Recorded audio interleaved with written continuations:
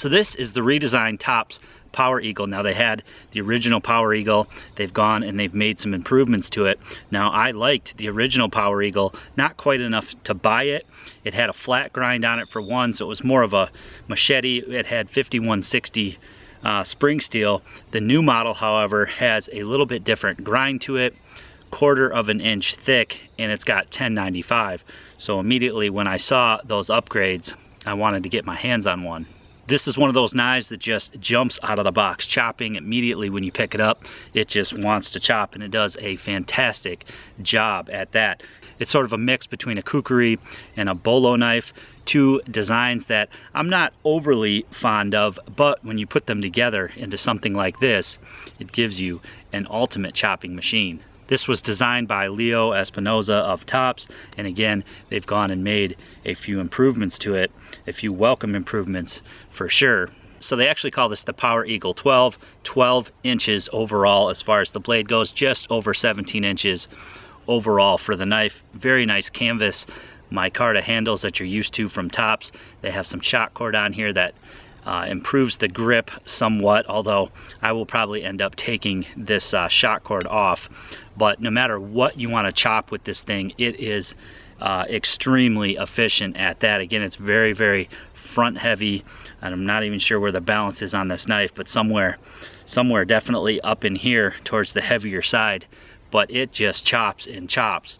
I was chopping some downed trees, some trees that had kind of fallen over, and I was taking some swings at those. Very, very effortless. Again, with a knife or a blade that's got the weight up front here, it just almost makes it effortless. And if you really put some power behind it, you can really sink this thing into some wood. Again, I like that it doesn't have the flat blade, so pulling it back out of wood didn't seem to be too much of a problem.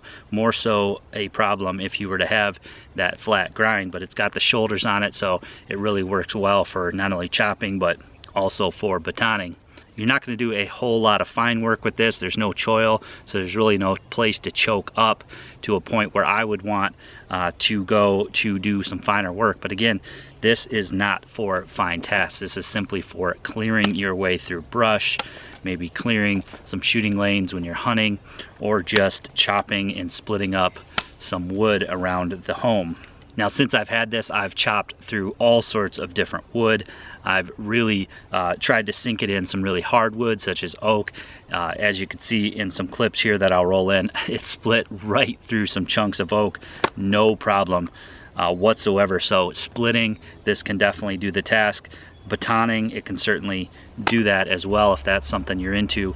But for the most part, just clearing limbs and chopping up small branches and even small trees, this thing is definitely up to the task.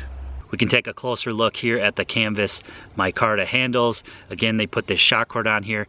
Now, what that's made for is so that you can put your hand inside the shot cord to give yourself a little bit more purchase on the knife. You could even wrap your fingers into the shot cord on the other side, which I don't do. I just grip the knife like that.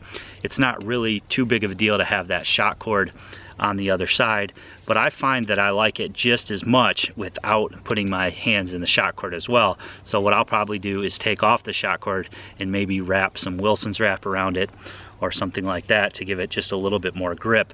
But it certainly is weighted well for chopping, and whether I was using the shot cord or not, I really didn't get much slippage at all.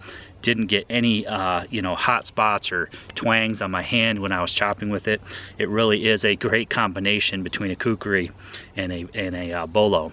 Here's a closer look at the blade. Of course, you've got Tops traction coating on there, the black traction coating, and man, oh man, did this thing come sharp. There is not a nick, not as much of a burr or anything in that blade after all the chopping that I've done, and especially into some hard wood like this oak here. Now, you get a pretty standard Tops sheath with this knife.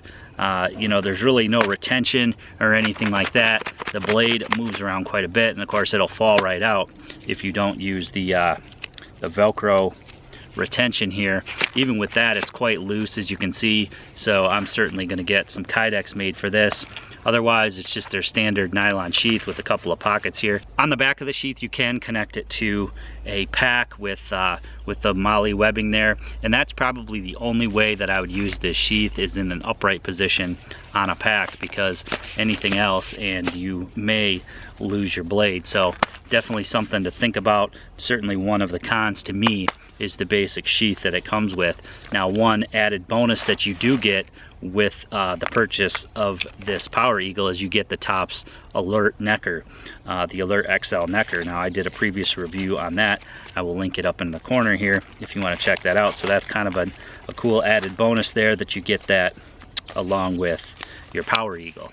Now, this blade is quite heavy at nearly 2 pounds, so doing finer work with it, again, may give you some hand fatigue. It's really made for chopping, and even if you don't give it your all when you're swinging this blade, the weight of the blade really does a lot of the work for you, and it is one of the best choppers that I've ever tested out. So as you can see, it is a heck of a chopper. Now, if you're familiar with my channel, you know that I've been moving towards smaller and smaller knives. I've always had my eye on the Power Eagle, but again, with that flat grind, I just couldn't pull the trigger. Now with the newly redesigned version, I love it. Again, more and more these days, I'm a saw and smaller knife guy, but it is awesome to have a large chopper once in a while, especially if you just want to go out and have some fun. I know a lot of people that prefer a large chopping blade such as this over a saw or over a smaller knife. It's certainly a great companion to a smaller knife. So if you've been on the fence about something like the Power Eagle, it's definitely a contender in the heavy chopping game. Now, Tops is coming out with another large chopper. I believe it's called the El Shetty. I hope to get my hands on that so I can compare these side by side. Again, definitely a lot of fun and definitely very useful when you get a combination of a nice grind, a very sharp blade, and of course, something like that 1095. So all in all, just a great knife. Not such a fan of the sheath. I think Kydex sheath would be much better, something with better retention, but again, it's going to work great just living on my pack for the time being able to hook it on the side to the MOLLE. It's also nice that you get that small knife with it. So for a large Tops blade, it's a heck of a deal indeed. I'm going to put some links below to where you guys can find out more information as well as purchase one if you'd like to do so. I hope you guys enjoyed the video today. Hope you give it a big thumbs up for me. Make sure you leave me some comments on what you think below in the comment section. As always, share this video to your friends and family and subscribe to my channel for more videos.